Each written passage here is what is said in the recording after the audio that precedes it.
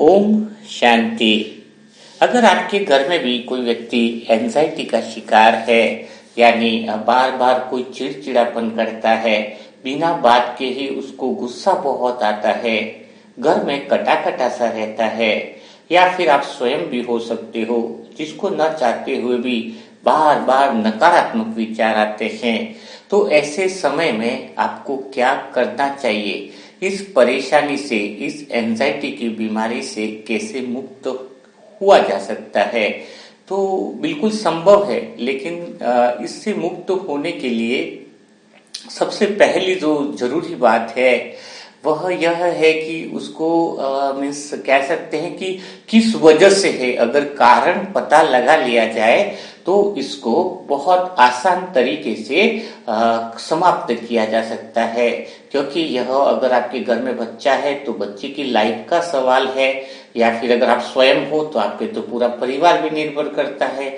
आप खुद तनाव में होंगे, आप बार बार छोटी छोटी बातों में डिप्रेशन में आ रहे हो या डिप्रेशन की गोलियां ले रहे हो, तो वह उसका परमानेंट इलाज नहीं है, वह तो सिर्फ थोड़े समय तक इलाज है। आप इस ग्रुप से जुड़ करके या फिर इसके डेली जो सेशन जो मिलेंगे वो आपके मन के नकारात्मक विचार की नेगेटिव जो पैटर्न है वो आपको पूरी तरीके से हटाने में मदद करेंगे। तो क्या होता है एंजाइटी, कैसे उसको समाप्त किया जाए, उसको थोड़ा सा हम प्रैक्टिकल में जाएंगे। मैं आज से लगभग 25 दिन से किसी आत्मा के टच में हूँ। उसका बच्चा लगभग 22 साल की एज है, 22 इयर्स का एज है। शरीर का नाम उसका सोनू है। उसके घर वालों ने बहुत ज्यादा उसको चेक करवा लिया था। उसको क्या प्रॉब्लम थी कि उसको थोड़ी सी भी आवाज आए ना तो चिल्लाने लगता था कि मुझे डिस्टर्ब क्यों कर रहे हो। कोई घर में भी घंटी बज रही है या फिर वो अपने कमरे में है तो बस बार बार उसका चिड़चिड़ापन। लोगों ने बहुत उसको समझाने की भी कोशिश करते थे, बोले मैं तुमको कोई परेशान नहीं करता हूं तो तुम मुझे क्यों परेशान करते हो। कई बार वो अच्छे से बैठा हुआ है, कोई मेहमान आ गए, वो कुछ करे तो उसका स्वभाव एकदम से बदल जाता था। थोड़ी देर प्यार से बात कर रहा है और अचानक गुस्से में और चिड़चिड़ेपन में जो है उसके बिहेवियर एक सेकंड में जैसे वो पहले वाला है ही नहीं। तो सोनू के अंदर ऐसे बड़े चेंजेस आने लग गए थे। तो पिछले 6 महीने से 7 महीने से वो डॉक्टर को भी दिखाया, सब कुछ कराया, तो लेकिन वो सोनू ठीक नहीं हुआ। सोनू के अंदर इस तरह की प्रॉब्लम्स निरंतर बढ़ती ही जा रही थी। तो उनका किसी वजह से मुझ आत्मा से संपर्क हुआ, तो ऐसी एंजाइटी की प्रॉब्लम से ऐसे उसके अंदर इश्यूज आ रहे हैं। तो क्या किया जाए, अब क्या करें, कुछ समझ में नहीं आ रहा है। तो कैसे सोनू को ठीक किया, क्या विधि अपनाई, वही चीज मैं आपको शेयर कर रहा हूं ताकि आपको प्रैक्टिकल में यह अनुभव हो कि आप कैसे किसी की भी एंजाइटी या किसी की भी बीमारी को खत्म कर सकते हैं। तो क्या किया, सबसे पहले मैंने जो मेरा उद्देश्य था सोनू से मिलने का वो यह था कि मुझे उस कारण को पता लगाना था कि किस कारण की वजह से उसको एंजाइटी होती है, किस कारण की वजह से वो डिप्रेशन में चला जाता है, किस कारण की वजह से इसके अंदर उल्टे सुलटे विचार आ रहे हैं। उसके मन के अंदर जो ये विचार है उसके बीच को मुझे पहुंचना था। तो फिर मैंने उससे बात करना चालू किया। तो बात कही तो वो बोले मुझे, मैं किसी को डिस्टर्ब नहीं करता, सब लोग मुझे ही परेशान करते हैं, सब लोग मुझे डिस्टर्ब करते हैं। तो फिर मैंने उसको बोला कि ये तो बहुत सही बात है, जो लोग डिस्टर्ब करते हैं, जिन वजह से तुम डिस्टर्ब होते हो, तो तुम उससे दूर चले जाओ, कोई दिक्कत नहीं है। तो चला जरा मैं पूछता हूँ आपसे कि क्या डिस्टर्बेंस करता है आपको। तो उसने बताया कि मैं आराम से बैठता हूँ, अपने किसी काम में लगाता हूँ, ये लोग बहुत आवाज करते हैं, कभी बर्तन गिरा देते हैं, कभी जोर से चिल्ला रहे, कभी आपस में ये कर रहे। तो इसलिए फिर मुझे बहुत गुस्सा आता है, ऐसा लगता है कि उनका मर्डर कर दूं। मैंने कहा ये तो बहुत सही बात है, तो चलो एक काम करो। फिर मम्मी पापा से परमिशन ली कि सोनू को आप बहुत ज्यादा तकलीफ दे रहे हो, यहाँ पर इतनी सारी आवाजें दे करके उसको डिस्टर्ब कर रहे हो, इतना अच्छा बच्चा है सोनू तो, है ना। फिर मैंने सोनू को बोला कि अब मेरे साथ चलेगा। तो उसको कुछ टाइम तक सेंटर के ऐसे बहुत बड़ा शांति का माहौल था, उसको वहां पर मैंने लेकर गया। उसको बोला यहाँ पर तुझे कैसा लग रहा है। तो सोनू ने बोला कि मेरी प्रॉब्लम का सॉल्यूशन मुझे मिल गया। कि यहाँ पर तो इतना शांति है, यहाँ पर कोई डिस्टर्बेंस भी नहीं होगा और मैं अपना काम करूंगा। और उसको ध्यान करना भी अच्छा लगता था, बड़ी अच्छी बात है, गहराई में अपने आप में खोए रहना वो भी उसको बहुत अच्छा लगता था। तो मैंने कहा कि यानी तुम्हारी समस्या का समाधान हो गया ना, अब तो तुम्हें कोई दिक्कत नहीं है, अब तुम यहाँ पर बैठ सकते हो और अपने जीवन का आनंद ले सकते हो। सोनू को छोड़ दिया गया। तो वहां पर वो पूरे मेडिटेशन सेंटर था, दूर दूर तक गार्डन और काफी शांति का माहौल था। तो वो दो तीन दिन इतना आनंद में रहा, पूछो मत वो सोनू। लेकिन चौथे दिन फिर शिकायत चालू हो गई कि आप सब लोग तो वैसे ही हो, आप सब लोग तो बिल्कुल बेकार हो, सब पे चिड़चिड़ापन कर रहा है। मेरे उससे बात हुई कि अब क्या दिक्कत हुई है सोनू आपको। तो सोनू ने बोला है कि ये तो तुमने सब झूठ बताया, अब तो मैं आराम से बैठा था, ये लोग आपस में गपशप कर रहे हैं, ये यहाँ पर भी वही बर्तनों की आवाजें आ रही है, कुछ न कुछ करते ही रहते। तो मैंने तो जहाँ कोना पकड़ा था वहां पे तो बहुत अच्छा था, लेकिन 2-3 दिन बाद तो ये वही घर जैसा ही सब करने लग रहे भाई जी। मैंने कहा यहाँ पे तो फिर बड़ी प्रॉब्लम है आपको। सोनू को बोला तो फिर क्या किया जाए, कैसे किया जाए। तो फिर उसको बताया कि चलो एक काम करते हैं, आपको और कहीं ऐसी जगह बताओ तुम्हें जहां पर तुम्हें बहुत अच्छा लगे। मैं मानता हूं कि यहाँ भी समस्या है, यहाँ भी परेशानी है, यहाँ भी सब लोग तुम्हारे दुश्मनी है जो तुम्हें शांति से रहने नहीं देते हैं। उसने बताया कि भाई बात तो ठीक है। तो फिर वह सोनू को लेके मैं नदी के किनारे, समुद्र के किनारे बताया कि यहाँ पर देखो पास में, यहाँ पर क्या तुम रिलैक्स से रह सकते हो, अब तक काम भी कर सकते हो, यहाँ पे कोई तुम्हें डिस्टर्बेंस नहीं करेगा और शाम होते तुम सेंटर चले जाना। तो बोले ठीक है, ये भी बहुत अच्छी बात है। तो फिर वो नदी के किनारे शांति से बैठने लगा, बड़ा आनंद आने लगा।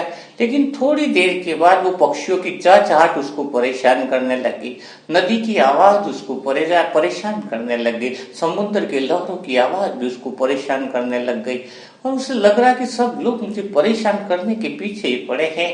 उसने बताया कि यहाँ पर तो मुझे और परेशानियां हो रही, घबरा रहा हूं, मुझे अच्छा नहीं लग रहा है। मैंने कहा तुझे पंछियों की आवाजें डिस्टर्ब कर रही है, ये सब डिस्टर्ब कर रही है, तो एक काम करते हैं, कल हम थोड़ा सा नया अनुभव करेंगे, नई चीजों को देखेंगे, तो तुम्हें समझ में आएगा कि क्या है। ठीक है। तो समुद्र से उसको बोट के द्वारा बोला कि आप सेंटर पॉइंट में उसको ले जाओ, वहां पर थोड़ी देर रुकना उसको, आधा घंटा, 3 घंटा, 4 घंटा, जब तक वो रुकेगा तब तक फिर उसे जितने देर उसका मन करे वहीं पर बीच में बोट को रोक लेना। तो सोनू को बोला देख वहां पर कोई तेरे को डिस्टर्ब नहीं करेगा। वहां वाले बोले हाँ वहां पे सबसे अच्छा रहेगा, अचानक कोई जानवर भी नहीं आता है, न कोई पक्षी की डिस्टर्बेंस है, न कुछ नहीं, न लोगों की भी आवाज नहीं है। अब सोनू को लेके गए बोट के बीच में कि आराम कर, मजे कर। तो उसको बहुत अच्छा लगा सेंटर में। लेकिन बोट वाला तो आराम से बैठा हुआ था अपने धुन में, और वो जैसे ही बैठा हुआ था अचानक उसने बहुत बड़ी बोट आते हुए देखा, बहुत बड़ी नाव आते हुए देखा। तो उसको लगा कि यह मेरी बोट बड़ी दुश्मन है, यह मुझे मारने के लिए आई है, और बिल्कुल जैसे टकरा रही है, बिल्कुल पास में आई, नजदीक में आई। तो बोला कि ये बोट मुझे परेशान, बहुत घबरा गया। तो वो बोट वाले ने बोला क्या हुआ, ये बोट मुझे मारने के लिए आ रही है, यहाँ भी मुझे लोग शांति से नहीं रहने देते, हर जगह मुझे पूरे परेशान करे, बड़ा रोने लगा। फिर उसने बताया कि जो वो बोट आ रही है ना, बोले उसमें कोई न कोई बैठा है जो मुझे मारने का प्रयास कर रहा है। तो उसने बताया छोटी बोट वाले ने कि देखो वो जो बोट आई है ना वो स्वचालित है, इसके अंदर कोई नहीं बैठा हुआ है। उसको अंदर ले जाकर के दिखाया तो बोले बोट के अंदर कोई नहीं था, वो तो टेस्टिंग हो रही थी और घूमने के लिए आई थी। तो सोनू को रियलाइजेशन हो रहा कि मुझे लग रहा था कि कोई मुझे डिस्टर्बेंस कर रहा है, कोई मुझे परेशान कर रहा है, जानबूझ के मुझे मार रहा है।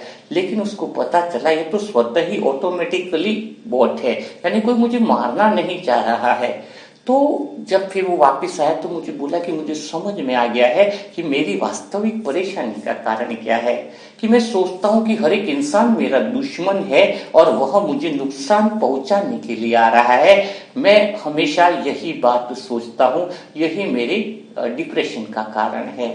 तो एक मैं बात जो बहुत अच्छे से बता रहा हूं कि जो सोनू को लग रहा था कि हर एक व्यक्ति उसको परेशान कर रहा है, यानी वो अपने मन से जो प्रतिक्रिया जो दे रहा था, कोई भी इंसिडेंट पे जो अपने मन से जो वो प्रतिक्रिया देता है, वही डिप्रेशन का कारण था। और वो अपने मन से क्या प्रतिक्रिया दे रहा था, किस इंसान की वजह से हो रहा है, ये इंसान मेरे को बुरा चाह रहा है, जानबूझ के आवाज कर रहा है, यह मुझे जानबूझ करके लोग जोर जोर से बातें कर रहे हैं, जानबूझ के बर्तन गिरा रहे हैं, ये उसके अंदर बिलीफ फेथ बैठ गया था। अब उसको पता चला कि कोई जानबूझ के बर्तन नहीं गिरा रहा है, वो तो ऑटोमेटिक हाथ से छूट गया तो गिर गया। कोई जानबूझ के ऊंचे बोल नहीं बोल रहा है, उनकी बात करने का लहजा ही ऐसा है जिससे वो आपस में चर्चा कर रहे हैं, वो मुझे जानबूझ के डिस्टर्ब करने के लिए ऊंचे बोल नहीं बोल रहे हैं। तो उसको बिल्कुल ईजी हो गया, वो अंदर से बिल्कुल ईजी हो गया। तो कहने का अर्थ देखो, उसके डिप्रेशन का कारण गोलियों से नहीं खत्म होने वाला था। उसके अंदर प्रॉब्लम क्या थी कि वो हर समय व्यक्तियों को जिम्मेदार ठहरा रहा था और उसको दुश्मन समझ रहा था, और वो अंदर से सोच रहा था कि सारे लोग मुझे परेशान ही करना चाहते हैं। उसके मन की प्रतिक्रिया यही थी कि लोग मुझे परेशान करना चाह रहे हैं। लेकिन जब उसके अंदर रियलाइजेशन हो गया कि कोई उसे परेशान नहीं कर रहा है, या तो घटनाएं स्वतः ही दुनिया में जैसे घटती है वैसे घटती है, यानी घट रही है।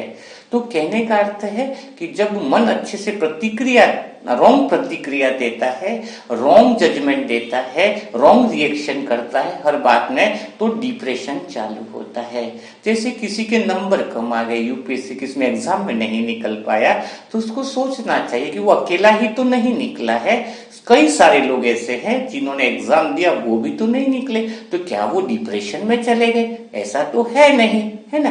किसी के घर में कोई मृत्यु हो गई तो क्या मृत्यु सब जगह नहीं होती? क्या पूरे संसार में कई सारे ऐसे लोग हैं जिनका करीब का कोई न कोई व्यक्ति तो चला ही जाता है, उसमें कौन सी डिप्रेशन में आने की बात है? क्या वो सारे लोग डिप्रेशन में चले गए? नहीं, नॉर्मल ये घटना है जो सबके साथ घटती है। थोड़ा दुख करना अच्छी बात है, लेकिन उसको दिल पे बैठा लेना ये तो डिप्रेशन का कारण बन जाएगा। तो आप अपने आप से पूछना है कि सारे लोगों के, सारे संसार में करीब के करीब पूरी फैमिलियां जिनकी चली गई, वो भी अपनी जगह खड़े हैं और आगे बढ़ रहे हैं। कई सारे ऐसे लोग हैं जो, कई लोग कितने साल तक असफल रहे हैं। सबसे बड़ा जो वो कहते हैं कि चित्रकार है ना, जिसकी अरबों में चित्र बिकते हैं, वो 52 साल तक ड्राइंग करता रहा, है ना, एमएफ हुसैन। उसको तब तक सफलता नहीं मिली और बाद में उसने ड्राइंग ऐसी बनाई जिससे विश्व में वो चमक गया। तो इतने साल की असफलता के बावजूद भी वो कभी डिप्रेशन में नहीं गया, है ना। एडिसन ने जो बल्ब बनाया वो 9,999 बार असफल हुआ, लेकिन उसके बाद वो सफल हो गया, तो भी वो डिप्रेशन में नहीं गया। तो हम आत्माएं छोटी छोटी बात में ऐसे भला कैसे डिप्रेशन में जा सकती है?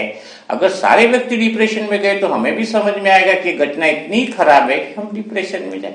तो 10 लाख का नुकसान हो गया, अरे नुकसान तो छोड़ो, कईयों की तो पूरी की पूरी फैक्ट्रियां जल के खाक हो गई, तो भी वो वापिस खड़े हो गए। अमिताभ बच्चन तो जमीन पर आ गया था, रोड पर आ गया था 52-55 साल की एज में, तो भी उसने हिम्मत करी और वापिस अपनी जगह पर खड़ा हुआ। तो कहने का अर्थ, हम अपने मन से जो प्रतिक्रिया जो देते हैं किसी भी बात के लिए, वो प्रतिक्रिया को बदलना होगा, जिससे हम आत्माएं जो हैं वो कभी भी डिप्रेशन का शिकार नहीं हो सकते हैं। हमें स्वयं को चेंज करना होगा, उन बातों को अच्छे से समझना होगा। वही एक इलाज है आपको तनाव से दूर ले जाने के लिए, एंजाइटी से दूर जाने के लिए। और कोई घर के आसपास कोई ऐसा व्यक्ति है जिसको एंजाइटी है, तो उसको आपको मदद करनी चाहिए, हाँ में हाँ मिलाकर। उसकी बात को नेग्लेक्ट मत करो, वो जैसा चाहता है वैसा करो, और फिर उसको रियलाइजेशन करवाओ कि तू जो सोच रहा है वो ऐसा नहीं है। अभी को गलत फहमियां हो रही थी कि मेरे को कोई मार रहा है, कोई पकड़ता है, मेरे को आकर डंडा मारता है। तो हमने कहा कि उसकी माँ को बोला तू इसकी रात को पास में सो जाओ, और पता लगा जैसे डंडा मारे तो बिल्कुल मारता है, तो मुझे भी बताना कहाँ मार रहा है, अपन दोनों मिलके पकड़ेंगे। 6 दिन में डर ही गायब हो गया। तो कितनी बड़ी बात है कि बहुत आसान तरीके से इसको ट्रीट करना आना चाहिए। तो आने वाले समय में बहुत ज्यादा परेशानियां बढ़ने वाली है इस तरह की, तो मन के व्यर्थ विचार भी बहुत बढ़ रहे हैं, तो इस समय आपको स्वयं भी सुरक्षित रखना है और अन्य आत्माओं को भी सुरक्षित रखना है। और कल हम और ऐसी ही बातों के साथ और आगे बढ़ेंगे कि वास्तव में उसके पूरे प्रोसेस को और कैसे किया जाए, इसकी और डेप्थ में कैसे जिया जाए, ताकि आप पूर्णतया दवाइयों से भी मुक्त हो जाओ और हमेशा के लिए परेशानियों से भी मुक्त हो जाओ। हमारा व्हाट्सएप नंबर है 7202921969। अगर आप दुआएं देने का काम भी चालू करते हो तो आप जीवन में कभी डिप्रेशन में नहीं रह सकते हो। इसको सीबीटी वर्क कहते हैं, यानी मन का ट्रीटमेंट। जो व्यक्ति दुआएं देना चालू कर देता है वह डिप्रेशन से सदा के लिए मुक्त हो जाता है। 30 दिन तक इस ग्रुप से जुड़कर दुआएं देने का काम करो, फिर आपके जीवन में कभी भी डिप्रेशन या एंजाइटी की बीमारी हो नहीं सकती है। तो कल फिर मुलाकात करेंगे ऐसे ही सेशन के साथ। तब तक के लिए सभी भाई बहनों को ओम शांति, ओम शांति, ओम शांति।